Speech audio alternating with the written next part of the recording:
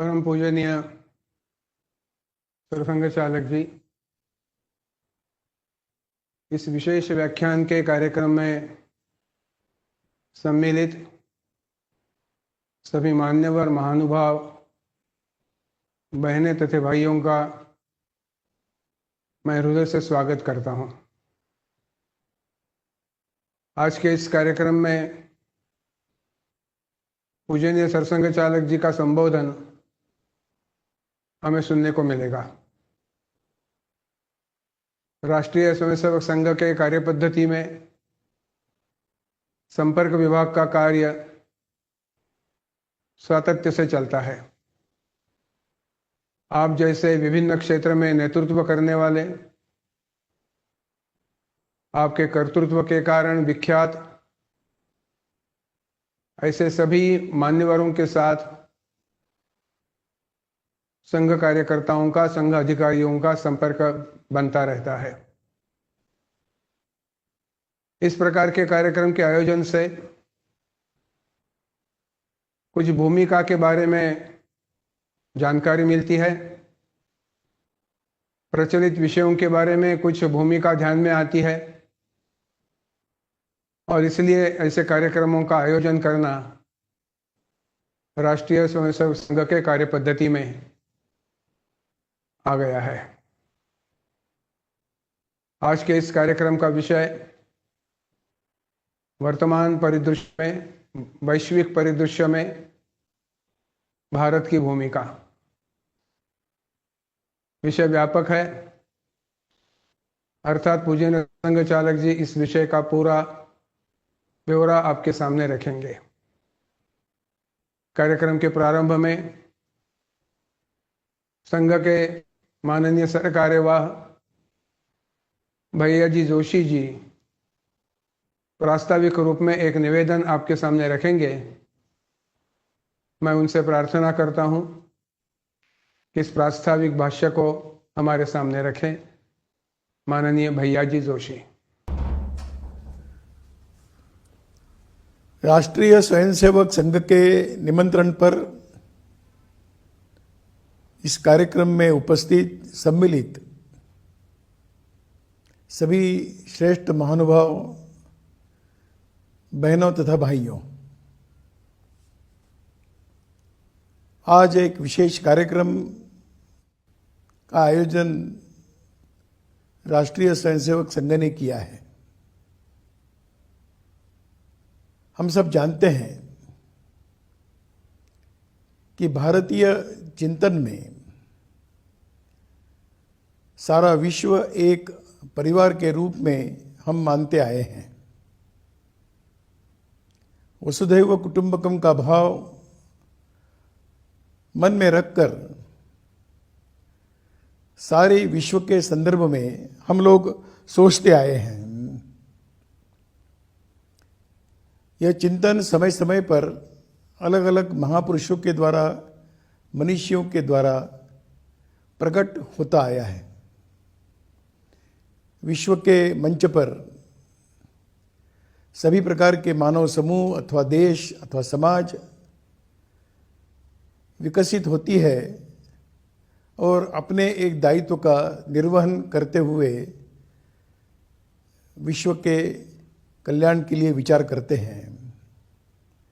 भारतीय चिंतन में तो विश्व कल्याण की ही कामना की गई है। जब हमने सारे विश्व को एक परिवार माना, तो परिवार जब होता है तो न संघर्ष होता है, न विवाद होते हैं। यही भावना लेकर और भारत हजारों वर्षों से अपना आचरण, अपना व्यवहार करता आया है। और इसलिए सब प्रकार के मानव समूहों को अपने अपने शैली से, अपने पद्धति से जीवन यापन करने का अधिकार नहीं, ऐसे सभी प्रकार के पद्धतियों का हम लोग सम्मान करते आए हैं। यह अपनी एक विशेषता है। परंतु अगर इस प्रकार का दायित्व निर्वहन करने वाला भारत अगर आवश्यक है, तो उसकी एक प्राथमिक आवश्यकता है कि यह देश उस प्रकार के निर्वहन करने की क्षमताओं का बना रहेगा, तभी यह हम दायित्व अपना निर्वहन कर सकते हैं। हम जानते हैं कि अपने समाज में कई प्रकार की आज की वर्तमान स्थिति में कुछ दुर्बलताएं अवश्य आ गई हैं। छोटी छोटी संकुचितताओं को लेकर समाज में विघटन अवश्य हुआ है।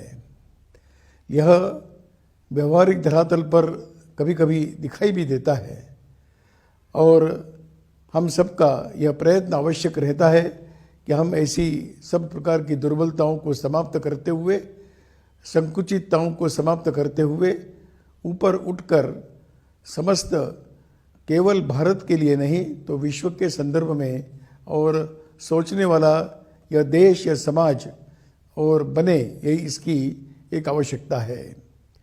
और इस आवश्यकताओं को पूर्ण करते हुए एक स्वस्थ समाज जीवन खड़ा हो। आज कई प्रकार के शब्दों का हम सुनते हैं। एक आत्मनिर्भर भारत की ओर देश अब बढ़ रहा है। एक स्वावलंबी देश बनने की दिशा में हम लोग चल रहे हैं। एक सब प्रकार की असुरी शक्तियों को दुर्बल करते हुए और इस विश्व की सज्जन शक्ति सब प्रकार से और अपने दायित्व का निर्वहन करने वाली बने। इस प्रकार की सज्जन शक्ति केवल भारत में ही नहीं तो सारे विश्व में और निर्माण होने की आवश्यकता है, खड़ी होने की आवश्यकता है। इसके परिणाम स्वरूप छोटे छोटे सामान्य देश, छोटे छोटे समूह भी स्वाभिमान और सम्मान के साथ जी सके, यही हम सबकी अपेक्षा रहती है। और इसलिए आवश्यक है कि यहाँ का सामान्य जन से लेकर भिन्न भिन्न प्रकार की क्षमताओं को रखने वाले जन सब एक होकर और अपने देश के संदर्भ में अपने चिंतन को सामने रखकर एक समर्थ शक्ति के रूप में खड़े रहे। अपने देश में अनपढ़ है, पढ़े लिखे लोग हैं, निर्धन है, धनवान है, बुद्धिमान है, सब प्रकार की क्षमताओं का परिश्रम करने वाला, जीवन जीने वाला ऐसा वर्ग है। बड़े बड़े नगरों में रहने वाले, उद्योग करने वाले हैं, तो कृषि करने वाले किसान भी इस देश के अंदर है और कृषि में श्रम करने वाले ऐसा मजदूरों का वर्ग है। दूर दराज के पहाड़ियों में रहने वाला हमारा जनजाति बंधु है। ये सब इस देश की शक्ति है और इस देश की शक्ति को जागरूक करते हुए और एक सशक्त समर्थ भारत का निर्माण होगा। इस दिशा में हम सब लोग प्रयत्नशील। भारत की परंपरा में यह पहला विषय नहीं, यह हमेशा ही इस प्रकार का प्रयत्न होता आया है। आज भिन्न प्रकार की सुविधाओं के कारण यह काम थोड़ा आसान हुआ है, परंतु सहज नहीं, परिश्रम करना पड़ेगा। सब प्रकार की अपनी छोटी छोटी दुर्बलताओं को समाप्त करना होगा, अपने मन की उदारता को प्रकट करना होगा और ऐसी सज्जनों की शक्ति संगठित होकर चलनी पड़ेगी। सामान्य अनुभव आता है कि सज्जन हमेशा असंगठित होते हैं। सज्जनों की संगठित शक्ति ही इस भारत के विश्व के संदर्भ में जो भूमिका है, उस भूमिका का निर्वहन करने का सामर्थ्य प्राप्त कर सकता है। राष्ट्रीय स्वयंसेवक संघ इसी दिशा में गत 95 वर्ष से हम सब लोग इसमें ही प्रयत्नशील है। आज अवसर है कि राष्ट्रीय स्वयंसेवक संघ के परम पूज्य सरसंघ चालक डॉक्टर मोहन राव जी भागवत आज हम सबके सामने अपने विचार प्रस्तुत करने के लिए हमारे मध्य में आए हैं। मैं उनसे निवेदन करता हूं कि एक देशभक्ति पर गीत होगा और उस गीत के पश्चात अपने विचारों को हम सबके सम्मुख प्रकट करें। धन्यवाद। देव दुर्लभ वीर व्रतले संगठित हो देश सारा। देव दुर्लभ वीर व्रतले संगठित हो देश सारा, विश्वव्यापी ध्येय पथ पर राष्ट्र विजयी हो हमारा।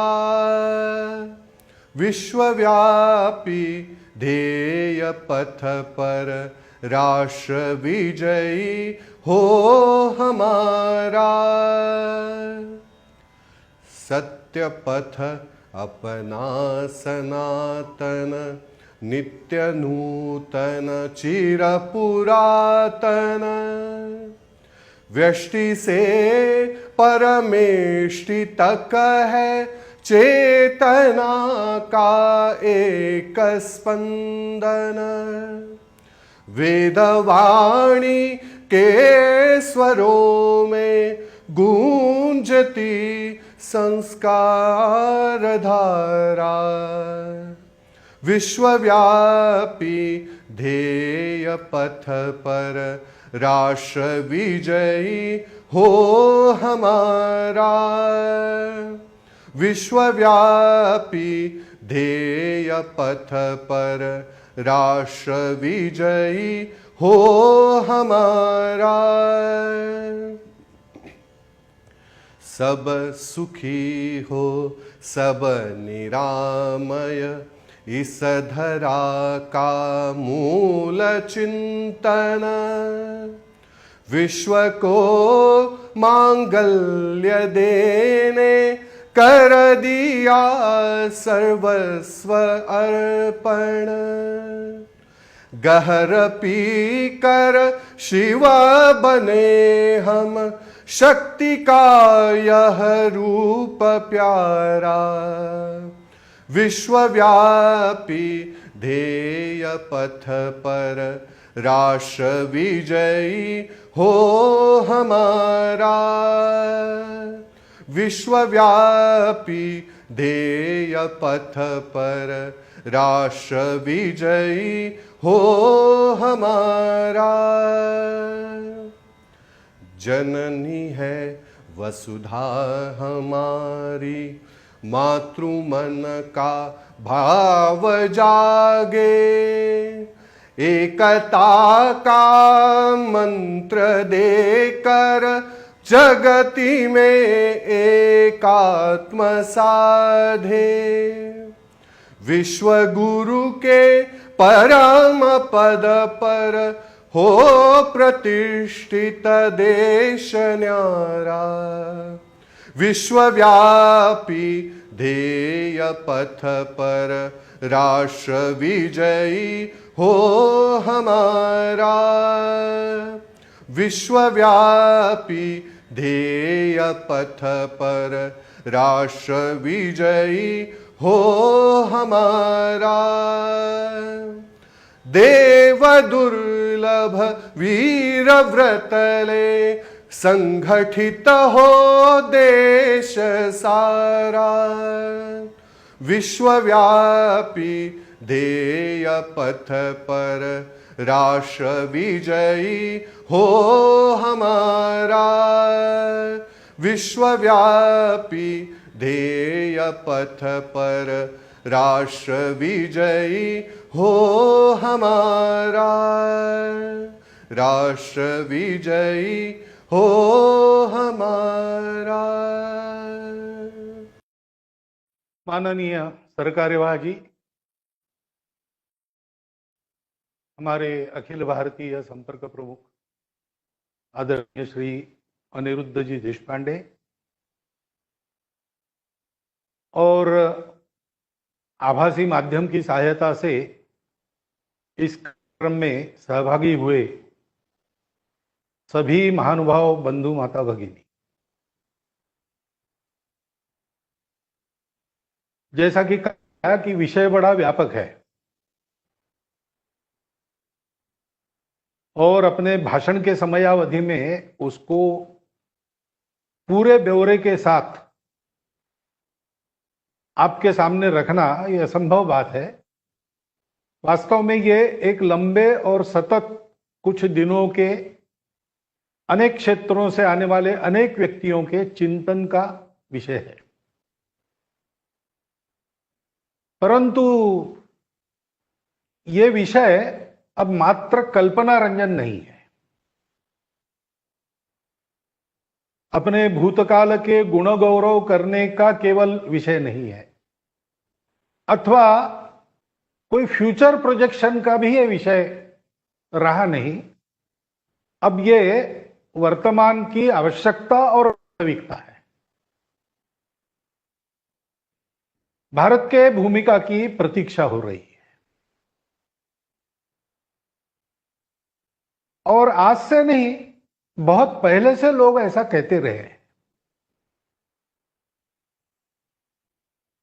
मैं पूरा उद्धरण नहीं बताऊंगा, उसका भावार्थ बताऊंगा, क्योंकि बहुत से लोगों ने उसको सुना होगा।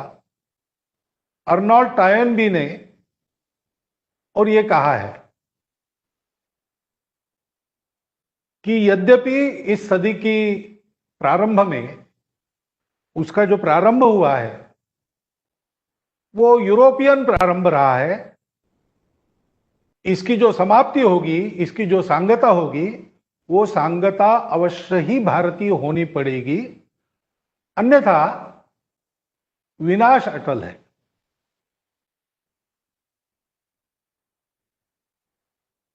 तो हाल के दिनों में, बहुत वर्षों से, बहुत दशकों से हम स्वतंत्र हो गए, उसके बहुत पहले से विश्व को भारत के भूमिका की प्रतीक्षा है।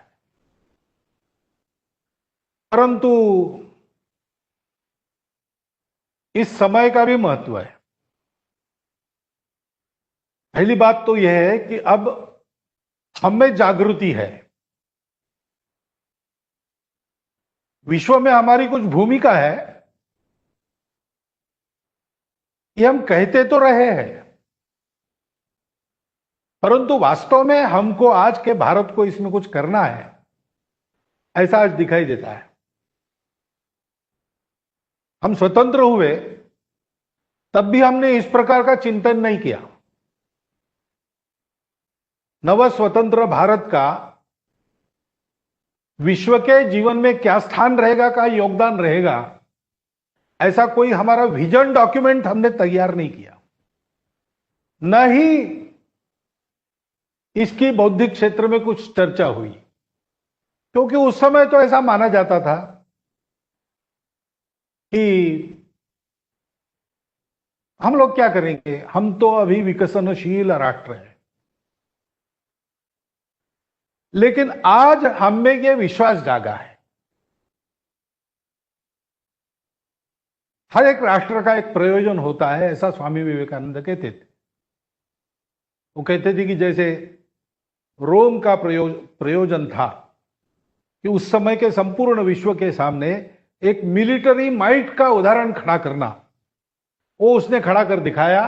उसके अस्तित्व का प्रयोजन समाप्त हो गया और रोम भी समाप्त हो गया।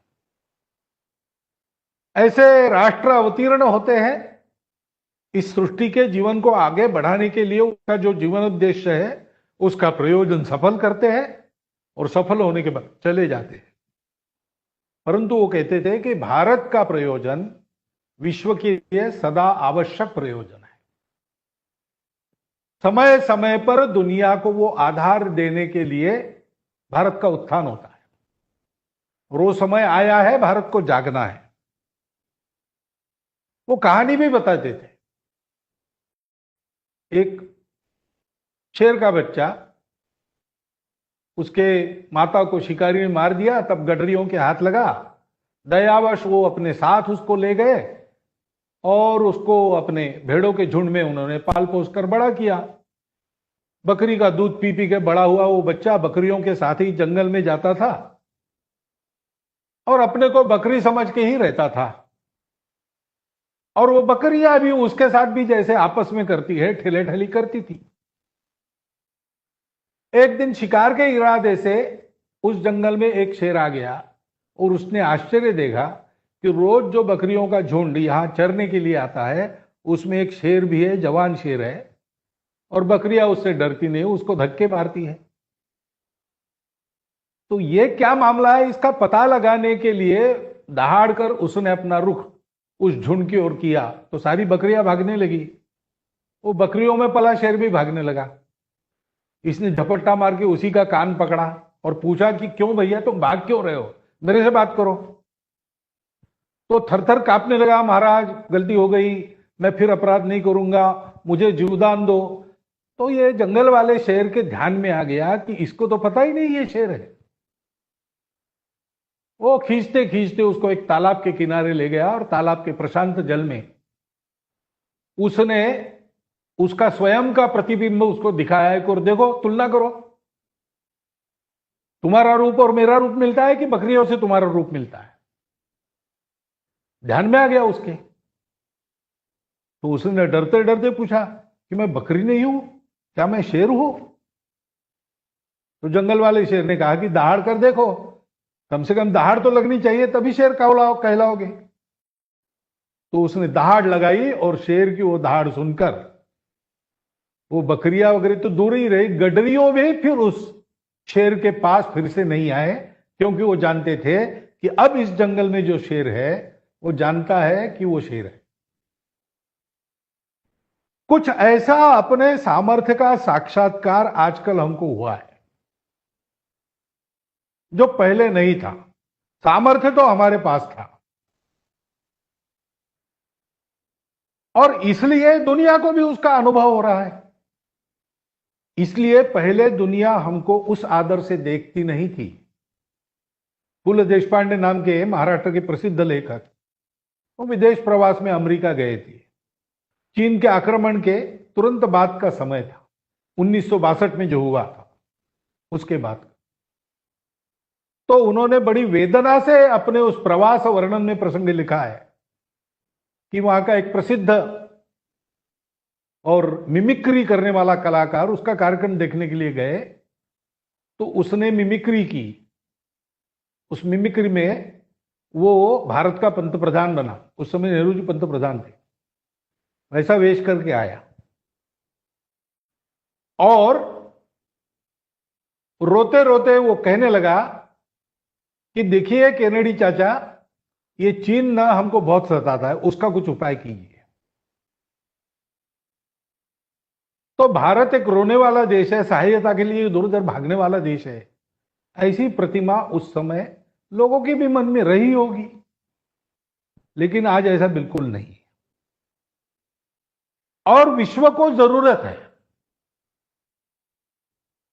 क्योंकि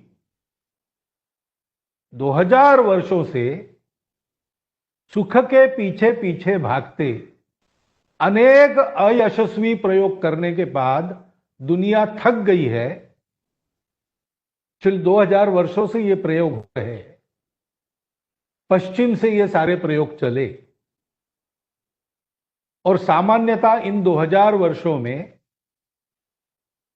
भारत की दखल ही ली नहीं गई, अथवा मैं ये कहूं कि संपूर्ण पौर्वात्य जगत की अनदेखी की गई। यह माना गया कि ये लोग तो ठहर गए, ये आगे नहीं बढ़ सकते, ये बर्बर लोग हैं, इनके पास ज्ञान नहीं है, इनके पास संस्कार नहीं है। अपने अहंकार में विचार करने वाले लोगों ने ऐसा विचार किया। लेकिन ऐसा करने के बाद भी और अपने प्रयास पूरे करने के बाद भी जिस ध्येय के लिए वो निकले थे वो तो नहीं हुआ। ध्येय सुख था, तो वैश्विक स्तर पर सुख की व्याख्या क्या करेंगे? तो भाई दुनिया में सर्वत्र शांति है, युद्ध कलह कहीं नहीं है। विश्व सुजल सुफल मलयज शीतल है, यानी पर्यावरण ठीक है और सभी लोगों को सुख नसीब हो रहा है। लेकिन ऐसा नहीं हुआ। कबीलों के रूप में मानव रहता था, ऐसा उनका इतिहास कहता है। तो कबीलों के कोई मुख्य हुआ करते थे, कबीलों में आपस में लड़ाइयां हुआ करती थी। तो फिर उन्होंने सोचा कि हम सब लोग इकट्ठा है और एक राजा चुन ले। हम एक राजा चुन लेंगे तो वो हमारा सबका नियमन करेगा।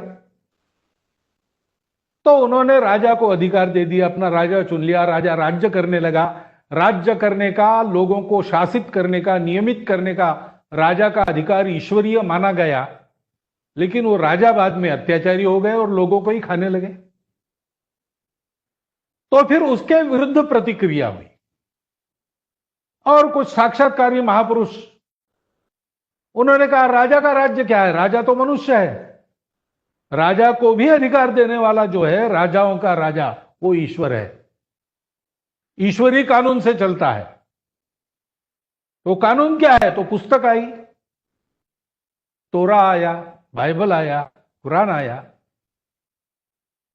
उसमें विश्व के सत्य के बारे में जो कुछ विवरण था, उस विवरण के आधार पर समाज जीवन के कुछ नियम और उनको सर्वश्रेष्ठ मानते हुए उसके आधार पर चलेंगे।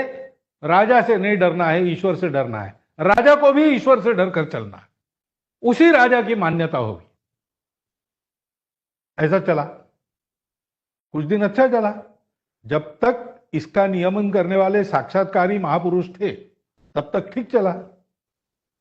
बाद में फिर से विकृति ने इसमें प्रवेश किया तो धर्माचार्य भी जुलूमी बन गए। इतिहास की कथाएं ऐसा कहती है कि बड़े अमीर लोगों से पैसे लेकर स्वर्ग में उनकी सीट रिजर्व करते थे और गरीबों को चूसते थे। उसी समय विज्ञान का अवतार और उस विज्ञान के प्रकाश ने मनुष्य को जगाया और फिर मनुष्य कहने लगे, शास्त्रज्ञ कहने लगे कि ये सारी अंधश्रद्धा वाली बातें हैं, ईश्वर को हम तभी मानेंगे जब वो हमारे टेस्ट ट्यूब में आएगा। मनुष्य को सुखी होने के लिए उसको प्रयास करना है। इतने सारे मनुष्य है और सुख के साधन मर्यादित है, स्पर्धा होगी, इसलिए बलशाली बनना है। जो बलशाली है वो जिएगा। संघर्ष है अस्तित्व का, उसमें बलशाली होकर जीना है। अर्थ काम के सारे साधन अपने पास लेने हैं और सबका कल्याण करना है। वो अपने आप होगा, सबको ज्ञान देंगे, सबको समर्थ बनाएंगे। ईश्वर वगैरह की कोई आवश्यकता नहीं। और इसलिए उस विज्ञान के राज्य में ये सारी अंधश्रद्धाएं वगैरह नष्ट होने लगी। जितना जिसका वजूद था, राजा भी अपने अपने स्थान पर आ गए, धर्म के अधिकारी भी अपने स्थान पर आ गए और दुनिया आगे चली। लेकिन आगे चल के ये हुआ कि सारे साधन कुछ लोगों के हाथ में केंद्रित हो गए और साधनहीन लोगों का शोषण होने लगा। तो इसकी भी प्रतिक्रिया हुई। व्यक्ति के पुरुषार्थ को कोई प्रमुखता नहीं। व्यक्ति तो समाज नामक यंत्र का मात्र एक पुर्जा है, उसका कोई अस्तित्व नहीं। उसका अस्तित्व, उसका कर्तृत्व सारा समाज के लिए है। समाज प्रमुख है और समाज में जिनके पास नहीं है उनके नियम चलेंगे, तभी उनका कल्याण होगा। क्योंकि ईश्वर वगैरह नहीं है तो भलमनसाहत का भी कोई आधार नहीं, नीति का भी कोई आधार नहीं है। ये मान के चला जाएगा कि मनुष्य भी एक पशु है। पशु है तो वो सबको दमित करेगा, सब पर अपना अधिकार स्थापित करेगा। तो अधिकार अगर जिनके पास कुछ नहीं है उनके पास है तो न्याय होगा, नहीं तो नहीं होगा। और सर्वहारा की हुकुमशाही का और समाजवाद का सिद्धांत लेके दुनिया आगे चली। कुछ अच्छी बातें उसमें भी हुई, परंतु आगे चल के ध्यान में आया कि ऐसा चल नहीं सकता। और फिर सारे विचारों को छोड़कर एक ही विचार रहा, विशेषकर दूसरे महायुद्ध के बाद। विचारधारा वगैरह को तिलांजलि देना, उसके बारे में बोलते तो रहना, कोई ना कोई विचार बोलना, विचार के आधार पर हम सब कर रहे हैं ऐसा कहना। लेकिन असली बात तो है पावर, और पावर के लिए माइट। तो अर्थ शक्ति, सैन्य शक्ति, और उसके आधार पर संपूर्ण दुनिया पर अपना प्रभुत्व, अपनी कल्पना के अनुसार, और बाद में कल्पना भी छोड़ दी, अपने स्वार्थ के लिए सारी दुनिया का उपयोग। ऐसे ही अब तक चला और हमने देखा कि दो ध्रुव उत्पन्न हो गए, एक तरफ अमेरिका, एक तरफ रशिया। उनके आपस में युद्ध तो प्रत्यक्ष नहीं, क्योंकि द्वितीय महायुद्ध में के हानि को देखकर अपने भूमि पर युद्ध होना नहीं है, तो दूसरे देशों को शस्त्रास्त्र देकर उनमें युद्ध, प्रभाव को घटाना, प्रभाव को बढ़ाना, आर्थिक क्षेत्र में, अन्य क्षेत्रों में देश के मानस पर प्रचार से कब्जा करना, कोल्ड वॉर नाम की एक नई युद्ध की विधा हमने देखी। आधुनिक इतिहास में नहीं है, लेकिन यहां इसको मंत्र युद्ध कहा गया है, शीत युद्ध आजकल कहते, वो हुआ। और उसमें अमेरिका यशस्वी हुई और सोवियत यूनियन परास्त हो गई। संपूर्ण विश्व पर एक छत्र महाशक्ति अमेरिका बन गई, और इसलिए वो लगा कि बस अब इतिहास समाप्त हो गया, आगे नहीं बढ़ेगा, अब ऐसे ही चलने वाला है। अपने अहंकार में सब लोगों को ऐसा लगा कि हाँ बिल्कुल ठीक बात है, अब तो पाश्चात्य वर्चस्व, अमेरिका के वर्चस्व में ही सब चलेगा। लेकिन ऐसा नहीं हुआ, उनको वापस आना पड़ा, क्योंकि विश्व को सुखी करने की बात तो दूर है, परंतु इस विश्व को एक भी नहीं रख सके, अपने देश में भी संतोष पूरा ला नहीं सके। इस दौर में अनेक भाषाएं समाप्त हो गई, अनेक सभ्यताएं समाप्त हो गई, विविधता का ह्रास हुआ, पर्यावरण की हानि हुई, संपूर्ण विश्व के कल्याण की कामना सूख कर रह गई। इतनी ही मैक्सिमम गुड, मैक्सिमम पीपल, और वो भी मैक्सिमम यानी कुछ थोड़े से देश।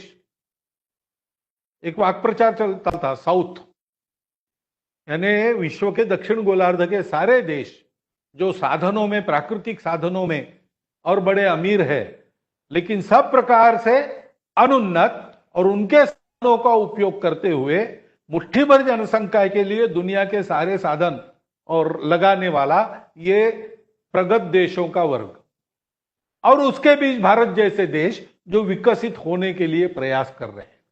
ध्रुव एक ही अमेरिका, लेकिन ये चला नहीं, उसकी व्यवस्थाएं बनी। सारी दुनिया में इस प्रकार का कल्याणकारी एक प्रभाव ऐसा हुआ नहीं। उन्हीं को कहना पड़ा 2005 में कि सबके लिए एक ही प्रकार का मॉडल नहीं चल सकता, ये हमारी गलती हो गई। हमने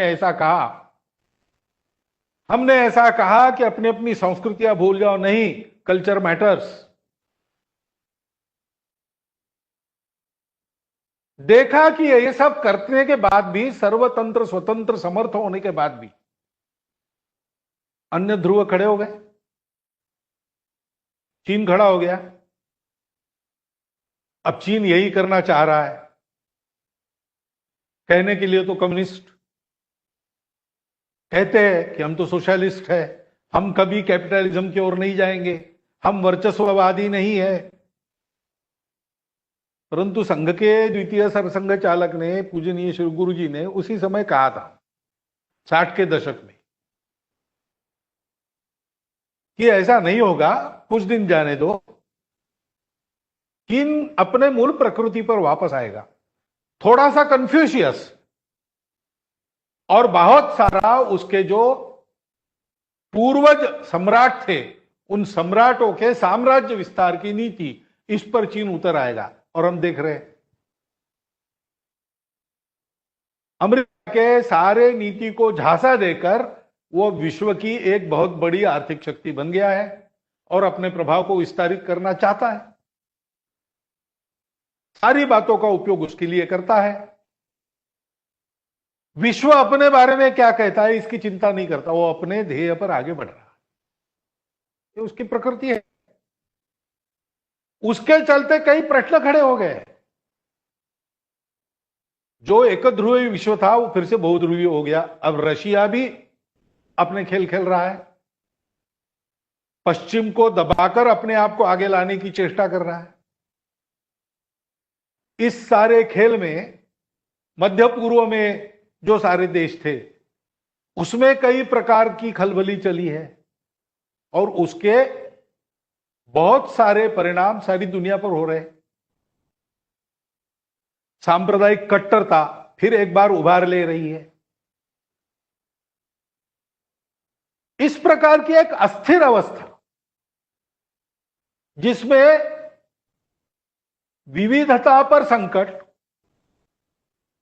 विश्व की शांति पर संकट, जनतांत्रिक व्यवस्थाओं पर संकट और विश्व की सुंदरता के समाप्ति का संकट उत्पन्न हो गए। सुख तो मिला नहीं। पर्यावरण की हानि का एक बहुत बड़ा प्रश्न दोधारी तलवार के रूप में विश्व के सिर पर फिर से लटकने लगा और उसमें ये कोविड की परिस्थिति आ गई। तो आज तक जिन सिद्धांतों पर सुख लाने का प्रयास किया उससे सुख तो मिला नहीं। उन सिद्धांतों को छोड़ छोड़ लोग जा रहे हैं। एक शब्द हम सुनते, लिबरल डेमोक्रेसी।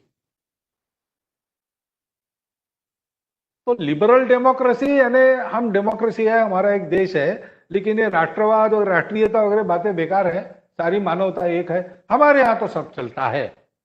अच्छी बात है, कल्पना सुंदर है, परंतु ऐसा हुआ नहीं। जो जो अपने आप को लिबरल डेमोक्रेसी कहने वाले देश है वो आज सबके सब राष्ट्रवाद पर उतर आ रहे हैं। क्या फ्रांस, क्या अमेरिका, क्या इंग्लैंड, क्या हॉलैंड। तो वो जो कल्पना थी कि संपूर्ण विश्व एक और market force will be driving the people, इन दोनों को छोड़ दिया। जो प्रयोग किए उनके गृही तक ही छोड़ दिए और परिणाम मिले नहीं, रास्ता दिख नहीं रहा है। जिस विज्ञान के आधार पर ये सारी बातें करने का पुरुषार्थ मानव ने दिखाया, उस विज्ञान की भी सीमा हो गई। एक स्टारी यूनिवर्स नाम का लेख 1974 में मैंने पढ़ा था। उसने कहा कि बड़ा कठिन है अब, क्योंकि बड़ी सी बड़ी वस्तुएं जो है अवकाश में, ये जो सारे ग्रह गोल है उनको हमने देख लिया, आकाश गंगाओं को देख लिया, प्रकाश वर्षों के अंतर को पाटने लगे। अब हमारे ध्यान में आता है कि इसके आगे हमारे साधनों से जाना संभव नहीं है, क्योंकि प्रकाश वर्ष दूर सबसे नजदीक तारा है अल्फा सेंटोरी, वो 30 साल दूर है, 30 प्रकाश वर्ष दूर है। इसका मतलब वहां से निकला हुआ प्रकाश पृथ्वी पर आने के लिए 30 वर्ष लगते हैं। तो आज अगर हम उसका चित्र लेंगे तो हमको यह समझना पड़ेगा कि आज लिया हुआ वो चित्र 30 साल पुराना है। आज की अभी वस्तुस्थिति क्या है हमको पता नहीं लगेगी। पृथ्वी के वातावरण में प्रकाश सरलता में जाता है, लेकिन अवकाश में वो कर्वेचर भी आती है। उसमें हो सकता है कि बहुत ज्यादा दूर जाए तो प्रकाश घूमकर हमारे पास आए और हमारी पीछे की वस्तु हमको हमारे आगे दिखे। तो सत्य का पता लगाने के लिए जो विश्व की भव्यता है उसको पाटने का कोई साधन आधुनिक विज्ञान के पास नहीं। वो लिखता है, अमेरिका का एक अच्छा फिजिसिस्ट था, उसका लेख था, भूल गया, एक रीडर्स डाइजेस्ट का कॉमेमोरेटिव वॉल्यूम, उसके 75 वर्ष पूरे हुए इसलिए उसमें यह था। और उसने कहा सूक्ष्माति सूक्ष्म हमने इतना कर लिया कि अब हम एटम के अंदर के कणों तक गए। अब यह स्थिति है कि उपकरणों से उसको देखने या कुछ करने जाते हैं तो बिगड़ता है। तो वो मूल में कैसा था दिख नहीं पाते हम, क्योंकि देखने की क्रिया में ही वो अपना रूप बदल देता है। वो कण है कि वो तरंग है, ये हमको पता नहीं चलता। फिर वो कहता है कि अब एक ही साधन है जो प्रकाश से ज्यादा गति से जाने के बाद भी टूटता नहीं है। बाकी सारी अपनी वस्तुएं हमारे देह सहित प्रकाश से अगर ज्यादा गति में जाने लगी तो एकदम बिखर जाएगी। लेकिन एक ही साधन है मनुष्य का मन। मन का उपयोग करके हमको जाना पड़ेगा, और अगर मन का साधन के रूप में उपयोग करना है, हमको उस लेख में उन्होंने नाम दिए थे, हमको योग वासिष्ठ और पतंजल योग सूत्र का अध्ययन करना पड़ेगा, यानी भारत की तरफ आना पड़ेगा। आजकल लोग कहते हैं कि इतने विविध प्रकार की डाइवर्सिटी भारत लेके चल रहा है, लेकिन विश्व में ही जो सारे कट्टरपन के परिणाम दिख रहे वगैरह वगैरह, तुलनात्मक दृष्टि से भारत इससे बहुत सुरक्षित है। कारण क्या है? भारतवर्ष में भी एक समय की वैज्ञानिक प्रगति थी, बहुत पीछे नहीं जाना। वैसे धर्मपाल जी का साहित्य आप पढ़ेंगे तो कितनी प्रगति हमारी थी में आएगा। शिक्षा व्यवस्था हमारी आदर्श शिक्षा व्यवस्था थी, जिसको यूरोपीय देश अपने में ले गए। भारत की कृषि सर्वोत्तम कृषि, उन्नत कृषि थी।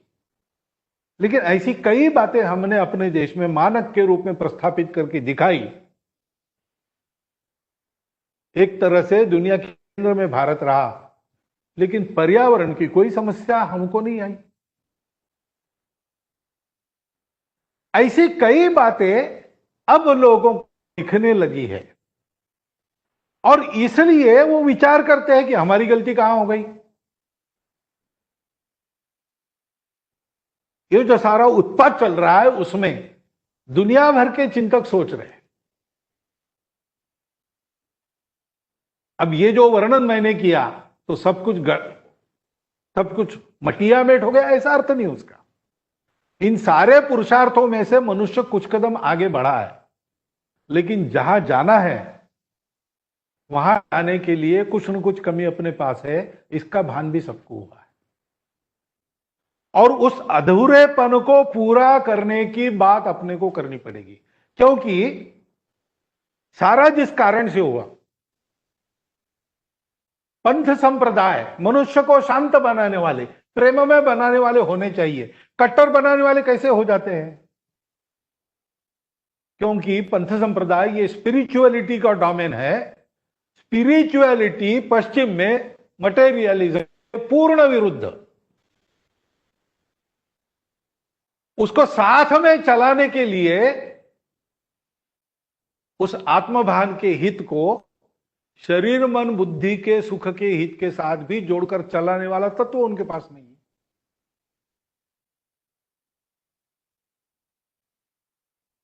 मनुष्य में व्यक्ति का हित, इंडिविजुअलिज्म ठीक है कि सोशलिज्म ठीक है, दोनों साथ नहीं चल सकते। मैनेजिंग द ड्युअलिटीज के लिए कोई सेतु विश्व के पास नहीं है। हमारे पास वह सेतु है, परंपरा से है, और उसी के आधार पर दुनिया के सारे प्रश्नों का उत्तर हमको निकालना पड़ेगा। उसको समय समय पर विश्व को देते रहना, यह भारत का प्रयोजन है। भारत की भूमिका क्या है आज के वैश्विक परिदृश्य में? भारत को कंट्रीब्यूट करना है, लेकिन क्या कंट्रीब्यूट करना है भारत को? भारत को कंट्रीब्यूट करना है ये जोड़ने वाला तत्व।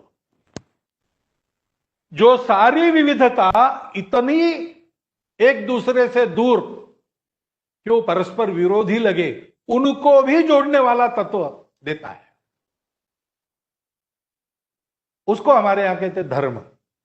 मैं धर्म कह रहा हूं, आप उसको रिलीजन, पूजा, वर्शिप इस अर्थ में, पंथ संप्रदाय के अर्थ में बिल्कुल मत लीजिए, क्योंकि धर्म वो नहीं है।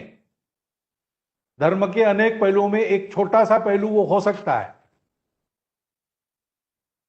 परंतु ये धर्म क्या है हमारे यहां बताया है, ये सबको जोड़ता है, यानी मनुष्यों को आपस में जोड़ता है, संपूर्ण मानवता को सृष्टि के साथ एक कुटुंब बनाता है।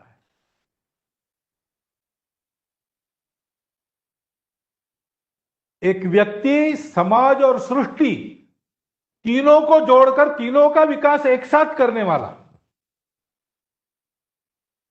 मनुष्य के शरीर, मन और बुद्धि तीनों के सुख को देते हुए उसको आत्म सुख की ओर बढ़ाने वाला।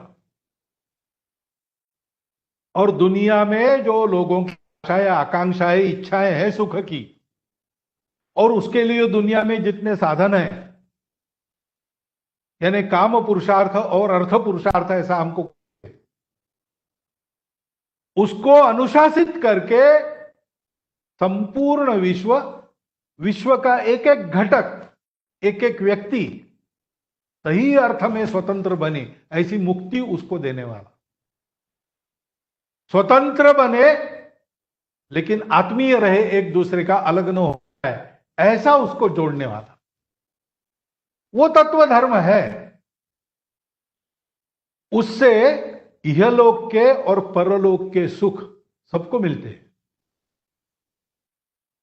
भारत को यह देना है, maximum good of the maximum people का उत्तम उदाहरण क्या हो सकता है?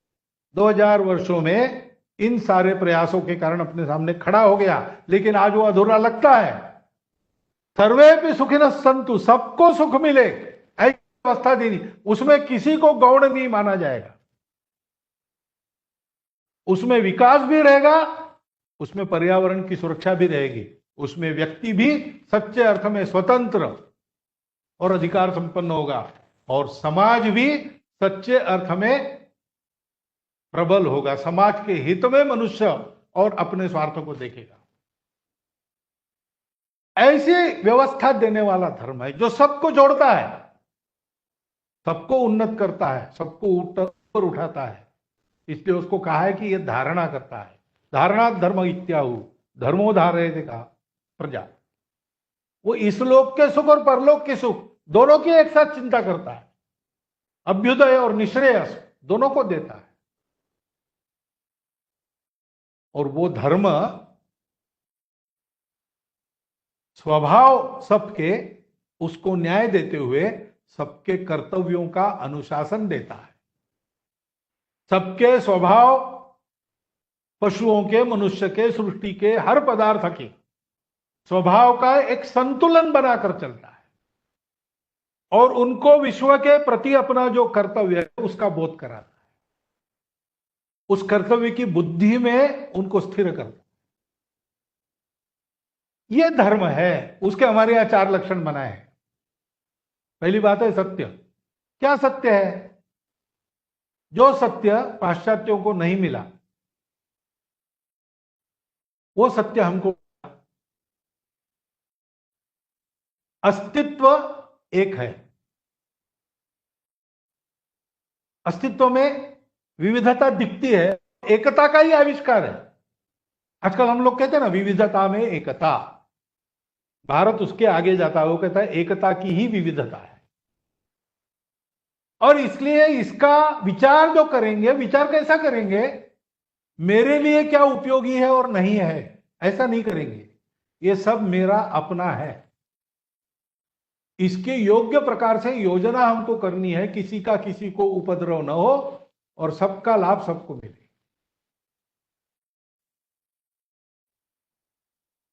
ऐसा सिखाने वाला वो सत्य है। विश्व में सर्वत्र सब एक है। वो एक क्या है? आत्मा है क्या? ईश्वर है क्या? चेतन है कि जड़ है? विद्वानों के देखने का विषय है। देखने वाले की दृष्टि जैसे वैसे दिखता है। इसलिए एक विप्राह बहुधा वदंती, उस वर्णन को लेकर झगड़ा मत करो, मान्यता को लेकर झगड़ा मत करो, पूजा को लेकर झगड़ा मत करो। ये सारा ये जो मार्ग है, पंथ है, संप्रदाय है, पूजा है हमारी, हमको उस एकता का भान करा के हम में प्रेम आत्मीयता उत्पन्न करने के लिए है। वो देखो, एकांत में जरूर साधना करो जिससे उस एकता का साक्षात्कार हो, और लोकांत में लौकिक जीवन में ऐसा जियो कि सबके लिए तुम्हारा जीवन काम आए, तुम्हारे विकास से पूरी दुनिया का विकास हो। जो जितना अधिक उपयोगी वो उतना महान। केवल स्वयं के लिए जिया तो क्या जिया? अपने परिवार को सुख में रखा तो हम कहते हैं अच्छा कर्तव्य दक्ष आदमी, अपने सारे कर्तव्य पूरे किए। गांव के लिए वो उपयोगी है, गांव कहता है कि हमारे गांव का आधार है। देश के लिए तो देशभक्त इस नाते उनका गौरव होता है। हम उनके नाम सुनते हैं, हम उनकी मूर्तियां बनाते, राष्ट्रों को नाम देते हैं। संपूर्ण विश्व अपना मानकर जीने वाले, मराठी में वो कहा है ना, हे विश्वची माझे घर, ऐसी जयाची मती स्थिर, किंबहुना चराचर आपणची धार। ये विश्व ही मेरा घर है, सारा चराचर मैं ही हूं, ऐसी भावना से जो जीता है उसको हम साष्टांग प्रणिपात करते, उसको ईश्वर का रूप मानते।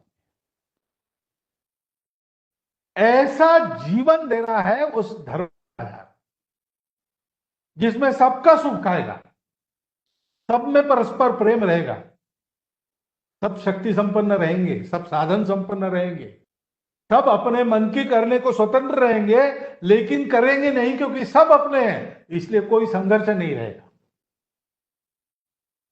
और आपस में संघर्ष नहीं रहेगा, सृष्टि से संघर्ष नहीं रहेगा, तो प्रदूषण से भी मुक्ति मिल जाएगी। सारी दुनिया चलेगी बाजार के आधार पर नहीं, सौदे के आधार पर नहीं, स्वार्थ के आधार पर नहीं। तुम्हारा मुझे, मेरा तुमको क्या उपयोग है, ये हम नहीं सोचेंगे। हम सोचेंगे वसुधैव कुटुंबकम, ये सारा मेरा परिवार है। मेरी क्षमताओं का पूर्ण विकास करके मैं इस सृष्टि को पूर्ण बनाऊंगा। ऐसा हमको चलना पड़ेगा। और इसलिए उस मूल्य का व्यवहार को सारे विश्व में लाना, आज हम जो सोच रहे हैं, यानी जिस प्रचलन में चल रहे हैं, उसमें बदल आएगा। सबको हम एक मानेंगे, अपना मानेंगे। हम मानेंगे ऐसा है इसलिए कि सारी दुनिया का जो है वो केवल मेरे लिए नहीं है, वो सबके लिए है। और ये सारे मेरे अगर परिवार के लोग हैं तो इन सबको मिले, उसके बाद मैं खाऊं। जैसे माता विचार करती है घर में, ईशावास्यमिदं सर्वम यत्किंचम जगत्याम जगत न त्यक्ते न भुंजी था मां घृदक कसे सिद्धन। अपने आप मेरा जो काम है, मेरी कामनाएं हैं, उस पर मैं संयम से बरतूंगा। स्टार्क मटेरियलिज्म के कारण ये जो कंज्यूमरिज्म आया है, उसके चलते दो दोष आए, उस दोषों से हम बचेंगे। राष्ट्र के स्तर पर भी विचार करेंगे, तब भी हमारी नीति ऐसी होगी। और इसलिए अधिक से अधिक प्राप्त करना एक व्यक्ति के नाते पूर्ण उन्नति, और उसका उपयोग जनहित के लिए करना। 2 हाथों से कमाओ और 1000 हाथों से बांटो, ये अपने परंपरा की आज्ञा है, जो भारत के पास है पहले से। ऐसे अनेक लोग हैं जिन्होंने कितनी संपत्ति कमाई, लेकिन वो विश्व के कल्याण के लिए की, नाम नहीं किया अपना, स्वयं सादगी से रहे। भारत के लखपति उनके बड़े बड़े विशाल भवनों के लिए परिचित नहीं थे, उन्होंने किए हुए दान के लिए परिचित। हमारे यहां कमाने वाला बड़ा नहीं था, हमारे यहां बांटने वाला बड़ा था। उस विचार को लेकर हमको, और सारे हमारे अर्थ कामनाओं की जो नीति है, सारा जो तंत्र है, उसकी पुनर्रचना करनी पड़ेगी। वो पुनर्रचना होगी तो देंगे, जो होगा उसका उपयोग सबके लिए। विद्या का उपयोग विवाद के लिए नहीं, ज्ञान बढ़ाने के लिए। बल का उपयोग गुंडागर्दी करने के लिए नहीं, हम ताकतवर होंगे, दुर्बलों की रक्षा करेंगे। धन प्राप्त करेंगे तो दान करें। इस प्रकार के एक विचार के आधार पर इस संपूर्ण विश्व के कमियों को दूर करते हुए बहुत कुछ अच्छा हुआ है, उसको बरकरार रखते हुए नूतन रूप उसको थोड़ा सा देना पड़ेगा, उसको जोड़ना पड़ेगा और आगे बढ़ाना पड़ेगा। ये जिनके पास धर्म है वो कर सकते। भारत के पास धर्म है, भारत धर्म देगा, लेकिन केवल विचार नहीं होगा, ये प्रत्यक्ष करके दिखाना पड़ेगा। तो उसका तफसील निश्चित करना पड़ेगा हर क्षेत्र में। और यहां इस बौद्धिक वर्ग का प्रयोजन ध्यान में आता है। ये विचार मैं जो आपको बता रहा हूं, संघ की दृष्टि है, लेकिन इस पर चर्चा है और कोई फाइनल डिक्टेट नहीं। संघ में भी हम ऐसा कहते हैं, तो इस पर चर्चा होकर क्या करना है, क्योंकि कई बार ऐसा कहते हैं, we will cross the bridge when we will come to it. Now we have come to the bridge. अभी तक ये केवल दिग्दर्शक बातें थी, कभी होगा नहीं होगा पता नहीं था, बोलने में कोई दिक्कत नहीं थी। लेकिन अब इसके आधार पर हर एक क्षेत्र में अनुभव लेने पड़ेंगे, प्रयोग करने पड़ेंगे, उसका विश्लेषण करके, चर्चा करके पहले अपने देश को हम इस प्रकार खड़ा करके दिखाएं। क्योंकि हमको दिखाना कैसे है, हमको लादना नहीं है, हमको अपने पंथ संप्रदाय को सर्वत्र प्रचलित करने के लिए विश्व दिग्विजय लड़के नहीं करना है, खून की नदियां नहीं बहानी है। जोर जबरदस्ती लालच से लोगों को जबरदस्ती उनके मूल से काटकर परिवर्तित नहीं करना है। हमको आदेश है कि ये सब आपको जो करना है दुनिया को देना है। कैसे देना है? स्वम स्वम चरित्रं शिक्षेरम। हमको अपने अपने उदाहरण को खड़ा करना, अपने देश के उदाहरण को खड़ा करना है। हमको आज के ज्ञान विज्ञान का जो कुछ काल सुसंगत और अर्थपूर्ण ज्ञान है वो सारा स्वीकार करके अपने परंपरा की सारी आवश्यक बातों को, कमियों को पूरा करने वाली बातों को उसमें भर के एक देश के, समाज के सामूहिक जीवन का एक प्रतिरूप खड़ा करना पड़ेगा। और इसका ठेका नहीं दिया जाता। हम मानते हैं कि इसको करेंगे कोई हमारे नेता लोग करेंगे, ऐसा नहीं है। ये समाज का पुरुषार्थ होता है और इसलिए समाज का नेतृत्व करने वाले आप जैसे सभी प्रभावशाली लोग, आप जैसा करेंगे वैसा समाज बनेगा, वैसा देश बनेगा। सरकार देश नहीं बनाती, देश सरकार बनाता है। और इसलिए भारत को दुनिया में एक कंट्रीब्यूटर बनाना है तो भारत को अपने आदर्श, अपने विचारों के आधार पर, क्योंकि वो भारत के आदर्श नहीं है केवल, वो वैश्विक आदर्श है। यही सारी और कल्पना लेकर हमारा जीवन खड़ा हुआ है और इसमें प्रत्येक देश की अपनी अस्मिता और विविधता को पूर्ण स्कोप है। कोई एक तंत्र में सबको बिठाने का हम प्रयास नहीं करेंगे। मुझे याद है संघ के एक बौद्धिक वर्ग में मैंने सुना है, हमारे आचार्य कह रहे थे उस समय, वो अब नहीं है, कि देखो ये राष्ट्रीय स्वयंसेवक संघ भारत में खड़ा होगा, संघ के स्वयंसेवक देश विदेश में भी जाएंगे तो वहां भी वो खड़ा करेंगे। तो बाकी देशों में संघ क्यों खड़ा करना है? वहां भारत का राज्य स्थापन करना है क्या? या भारत का धर्म वहां पर सबको सिखाना है क्या? ऐसा कुछ नहीं है। कहेंगे अपने मूल्यों संस्कारों के आधार पर वहां राष्ट्रीय स्वयंसेवक संघ के सेवक ऐसा जीवन जिएंगे जिसको देख के वहां के लोग अपना राष्ट्रीय स्वयंसेवक संघ बनाए। और उस समय तो ये केवल एक प्रोजेक्शन था, फ्यूचर प्रोजेक्शन, लेकिन आज वो वास्तविकता में आया है। हिंदू स्वयंसेवक संघ की शाखा को देखकर केनिया में तद्देशीय लोगों ने उनके संघ की शाखाएं चलाना प्रारंभ की, क्योंकि उनको लगा कि अच्छा जीवन जीने का तरीका इसी तरह से सीखने को मिलता है। हमने उनको कहा नहीं, हमने कहा ये तो हमारा संघ भारतीयों के लिए है, आप अपना संघ आप तय करो, उसकी भाषा स्वतंत्र रहेगी, उसके गीत उनके अनुरूप होंगे। ये सारी बातें वहां के अनुरूप उन्होंने खड़ी कर दी। भारत को भी ऐसा जीवन खड़ा करना पड़ेगा दुनिया में, और जीवन खड़ा करना है तो कोई एक आदमी बड़ा आदेश करे और सब लोग, ऐसे नहीं होगा। जीवन के विभिन्न क्षेत्रों में अनुभव रखने वाले आप जैसे सब लोग हैं। हमको इसको ध्यान में रखकर कि दुनिया के अधूरेपन का उत्तर हमको देना है, ये हमारे जीवन का प्रयोजन है, राष्ट्रीय जीवन का। दुनिया समस्या में है, आशा से हमको निहार रही है, हमको उनकी आशाओं को पूर्ण करने वाला भारत खड़ा करना है। अपने अपने क्षेत्र में हम ऐसे प्रयोग करें, हम ऐसा खड़ा करें और हम मिलकर चले। ये सब करने का सामर्थ्य तो आपका है। आपने जीवन में अपनी गुणवत्ता को जीवन की परीक्षा में सिद्ध कर रख दिया है और आप भारत के महाजन हैं। इस दिशा में हम चलेंगे, हमको मिल जाने की जरूरत नहीं है। ये जो वेंचर होगा नए भारत खड़ा करना, दुनिया को दिशा देने वाला भारत, दुनिया को धर्म देने वाला भारत, दुनिया में एक अत्यंत क्रुशियल कंट्रीब्यूशन देने वाला भारत, ये खड़ा करने वाले हम लोग एक वाहिनी में चले, इसकी आवश्यकता नहीं। This venture need not be a joint venture, but all ventures must be coordinated in one direction. हमारे यहां संगठन सूक्त हम कहते हैं, संगच्छध्वम संवदध्वम संवो मनावसी जानता। एक दूसरे को मन कर समझकर, एक दूसरे का मन रखते हुए हम सब लोग एक दिशा में चले, एक दिशा में बोले। भारत को खड़ा करना है, देश के लिए जीना है। और उसके कारण हमारा मंत्र समान रहेगा।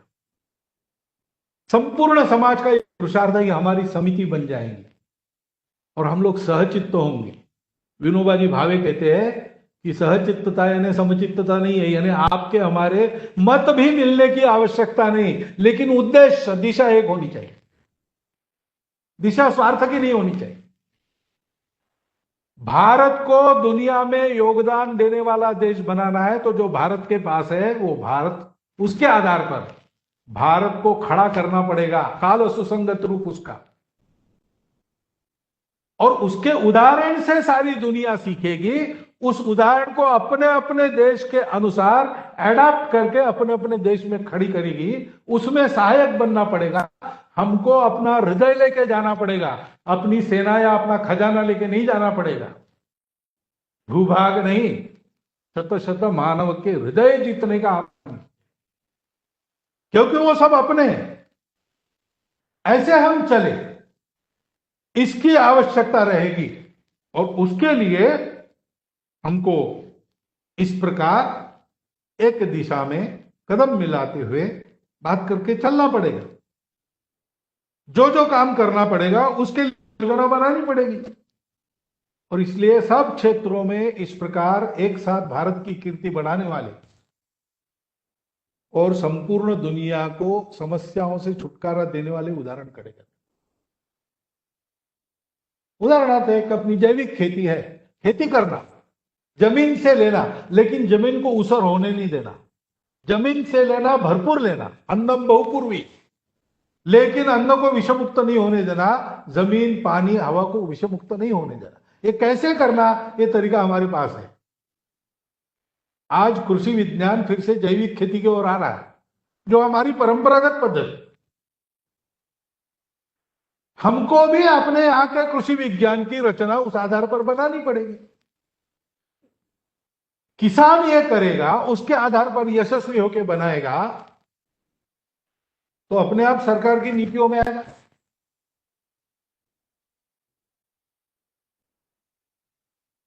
कृषि विद्यापीठों में जो ज्ञानी लोग बैठे हैं, जो कृषि का चिंतन करने वाले लोग हैं, वो अगर अपने इस पद्धति को पहले जान लेंगे, उनको पता नहीं है। सारी टेक्स्ट बुक्स इस ज्ञान को नहीं देती, उनको नई टेक्स्ट बुक्स लिखनी पड़ेगी। ऐसा हमारे पास बहुत कुछ है, उसको लाना पड़ेगा। आज की दुनिया में भी बहुत कुछ है, उसको लेना पड़ेगा और इसका एक कल्याणकारी रूप खड़ा करना पड़ेगा। ये उद्यम अपने अपने क्षेत्र में हम सबको खड़ा करना पड़ेगा। उसके लिए सारा जो तंत्र है शासन का, प्रशासन का, उसको सेंसिटिव करने का काम भी हमको करना पड़ेगा। लंबा रास्ता है, लेकिन एक एक कदम आगे बढ़ाने से पहुंच जाएंगे, क्योंकि दुनिया को दूसरा पर्याय नहीं और हमारी शक्ति है। हमको उसका थोड़ा थोड़ा अनुभव हो रहा है, तो हम आज दुनिया में एक मान्य देश बन गए। हम उस पूरी शक्ति का विनियोग करते अपने देश को इस प्रकार आगे बढ़ाएंगे तो संपूर्ण दुनिया के लिए तारणहार बनने वाला एक नया विचार, उस विचार के आधार पर आचरण का एक नया तंत्र, हर क्षेत्र में उस विचार के आधार पर एक नया मानक हम लोग दे सकते हैं। हमको देना चाहिए, इसका संकल्प हम सबको करना चाहिए। मुझे लगता है कि इस दृष्टि से, विचार से लेकर सारी बातें हमको भी पढ़ना पड़ेगा, हमको भी अवगाहन करना पड़ेगा। हमारे पास क्या क्या है, दुनिया से लेने लायक क्या क्या है, उसके दुनिया में परिणाम क्या हुए, हमारे यहां क्या हुए, कौन से परिणाम विहित है ताकि हम उनको स्वीकार करें, कौन से नहीं चाहिए ताकि वो परिणाम लाने वाले बातों को हम छोड़ दें। ऐसा स्वाध्याय करना पड़ेगा।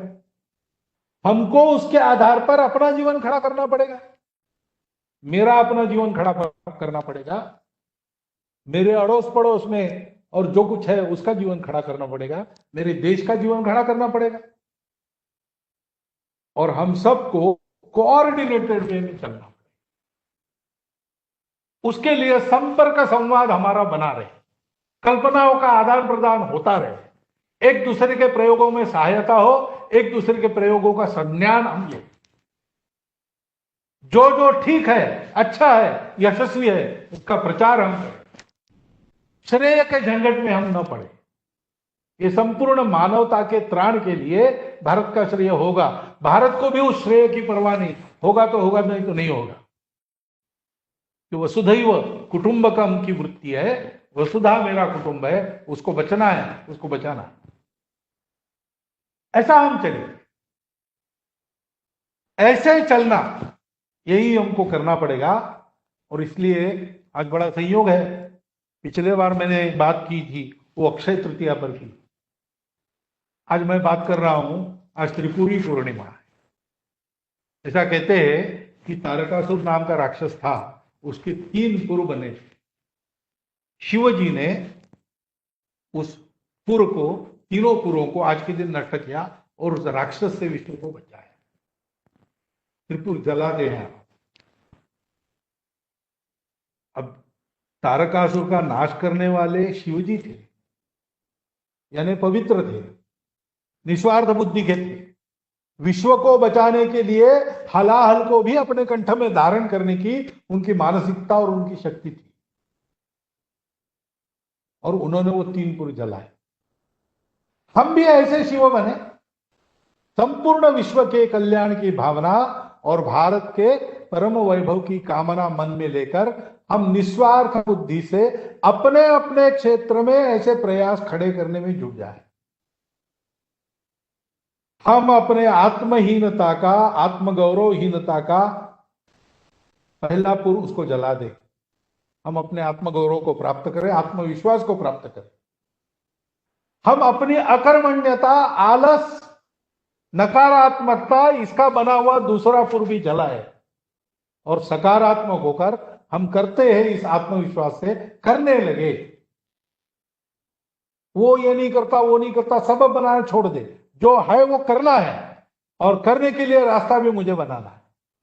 पायोनियर स्पिरिट, उस स्पिरिट से हम काम में लगे।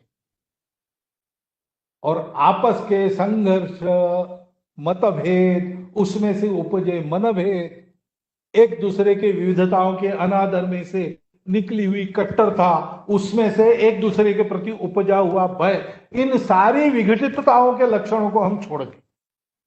इन 3 पुर वाले तारकासुर को हम जलाने का संकल्प, उसके लिए शिव बनने का संकल्प आज ले और अपना उद्यम प्रारंभ करें, तो भारत को हम दुनिया का कंट्रीब्यूटर बना सकते हैं। क्योंकि भारत कंट्रीब्यूटर रहा है, उसके फिर से एक बार कंट्रीब्यूटर होने की आवश्यकता है। भारत की भूमिका आने वाली दुनिया में बहुत महत्वपूर्ण है, क्योंकि जो नए नए और शक्तियां नई नई उभर कर विश्व में आ रही, उसमें सबको विश्वास देने वाली, अभय देने वाली, आश्वस्त करने वाली शक्ति केवल भारत की शक्ति है। अन्य शक्तियों से लोग भय खाते हैं, उनके बारे में आश्वस्त नहीं है। उन शक्तियों सहित सबके मन में विश्वास है कि भारत अगर आगे आता है और नेतृत्व करता है तो हमारा कल्याण होगा। और इसलिए उनके इस विश्वास को सार्थ करने वाला शिवत्व हम धारण करें, भारत में उत्पन्न करें, और अपने पुरुषार्थ से और एक नया मानक, नई परिभाषा, नए मूल्यों की व्यवस्था दुनिया को दे। आने वाले समय में विश्व में भारत की यही महत्वपूर्ण भूमिका रहेगी। जैसा मैंने कहा कि इसका तांत्रिक तफसील एक भाषण में हो नहीं सकता, एक पहलू पर भी बोलना है तो भी 7 दिन की व्याख्यान माला चाहिए, तज्ञ लोगों की गोष्ठी चाहिए, तब इसका पूरा चित्र आता है। लेकिन एक दिशा तो हम विचार कर ही सकते हैं, उसका चिंतन हम करें, कृति प्रारंभ करें। इसलिए और आपके सामने एक विषय वस्तु का मोटा मोटा ब्यौरा केवल मैंने आज रख दिया है, उसके आधार पर आप सभी विचार करें, ये मेरी प्रार्थना है। इस प्रार्थना के साथ ही आपका धन्यवाद देता हुआ मैं अपने 4 शब्द समाप्त करूं। परम पूजनीय सरसंघ चालक जी के उद्बोधन के माध्यम से एक अत्यंत विशाल पट हमारे सामने खुला कर दिया। एक अत्यंत अर्थगर्भ पाधेय यहाँ से जाते समय हम सबको प्राप्त हुआ। औपचारिकता की मर्यादाएं छोड़कर प्रेम के साथ मैं कहूँगा कि सब आपके बहुत कृतज्ञ हैं, बहुत आभारी हैं। भारत के चिंतन की मूल दिशा एक बार फिर से सबके सामने आने का प्रयास इस व्याख्यान से सफल होगा, ऐसी मैं अपेक्षा रखता हूं। आज के इस कार्यक्रम में मैं आता हूं क्योंकि हमने निमंत्रणों की व्यवस्था की थी। समाज के भिन्न भिन्न क्षेत्र के मान्यवर यहां आए हैं। कोविड के संकट के कारण यह आभासी पद्धति से करना पड़ रहा है, लेकिन अपने अपने घरों में, अपने कार्यालयों में रहकर आप इस ले रहे हैं, ये मैं जानता हूं। जब हमने सूचियों का विचार किया तो ध्यान में ऐसा आया कि बहुत सारे क्षेत्र इसमें आ सकते हैं। है, अर्थ है, शिक्षा है, सामाजिक क्षेत्र है, सांस्कृतिक क्षेत्र है। ऐसे सभी क्षेत्रों से मान्यवर महानुभाव यहाँ इस कार्यक्रम के लिए बड़ी उत्सुकता के साथ सहभागी हुए हैं। मैं उन सब से अपेक्षा करता हूं बहुत विनम्रता से कि जिस प्रकार की आगे चलने वाली कामों की दिशा हमें प्राप्त हुई है, उसमें आपका सहभाग, आपका नेतृत्व, आपका प्रारंभ हमें मिलता रहेगा, ऐसा विश्वास मैं व्यक्त करता हूं। आप सभी ने समय निकालकर इस कार्यक्रम में आपको स्वयं को सम्मिलित किया। मैं जानता हूं कि बहुत सारे लोगों को और भी इसमें आना था, समय अभाव के कारण सबसे संपर्क नहीं हुआ। मैं उनके प्रति क्षमा प्रार्थी हूं। फिर से मैं पूजनीय सरसंघ चालक जी, माननीय सरकार्यवाह जी, इनके प्रति प्रेम पूर्वक कृतज्ञता व्यक्त करता हूं, क्योंकि संघ के सारे व्यवहारों में प्रेम के साथ ही ये सारी बातें आगे आती है। और आप सभी जो संघ के विचारों से परिचित है, संघ के विचारों के लिए नए हैं, कोई नया है ऐसा तो मैं नहीं समझता, लेकिन शायद अनुभव का होगा, ऐसे सभी को मैं धन्यवाद प्रदान करता हूं। आपका ये सारा सानिध्य, आपकी सहभागिता भविष्य में भी प्राप्त होती रहेगी। संघ के संपर्क विभाग के माध्यम से स्वयंसेवक आपसे मिलते जाएंगे, अधिकारी आपसे मिलते जाएंगे। आपके मतों का और आपके सारे अभिप्रायों का जरूर विचार होगा। मैं आप सभी से प्रार्थना करता हूं कि इस प्रकार की आपसे कुछ अपेक्षाएं और मत जानने का प्रयास औपचारिक पद्धति से हम कर रहे हैं, उसमें भी आपकी सहभागिता प्रार्थनीय है। जो सारे यहाँ आए हैं उनके प्रति मैं आभार व्यक्त करता हूँ, और यह कार्यक्रम यहीं पे समाप्त होता है ऐसा भी जाहिर करता हूँ।